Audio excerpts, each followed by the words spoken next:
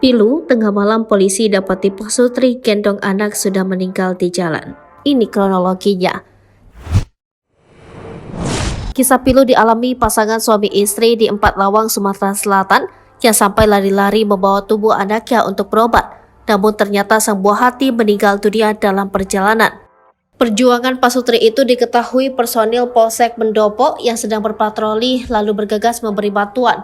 Bocah yang meninggal berinisial MTA berusia 4,5 tahun, anak pasangan Marta Dinata dan Rita warga Desa Landur, Kecamatan Pendopo. MTA meninggal dunia dalam dekapan orang tuanya yang saat itu bersusah payah berjalan kencang menuju ke rumah sakit dari kebun mereka yang berada di kawasan kebun. Diketahui jarak kebun mereka menuju ke desa Gunung Merak Salaba sekitar 10 km. Sebelumnya MTA mengalami muntaber dan ketika akan dibawa berobat ke rumah sakit ia meninggal dalam perjalanan. Disampaikan Kapolsek Pendopo AKP Dwi Sapriyadi saat itu personilnya sedang berpatroli malam untuk mengantisipasi 3C di wilayah Pendopo dan Pendopo Barat. Mereka secara tidak sengaja menjumpai Marta Dinata dan Rita, pasangan suami istri yang sedang membawa anaknya sekitar pukul 1:40. Dikatakan lebih lanjut, awalnya saat ditanya Pasutri itu mengatakan anaknya sakit.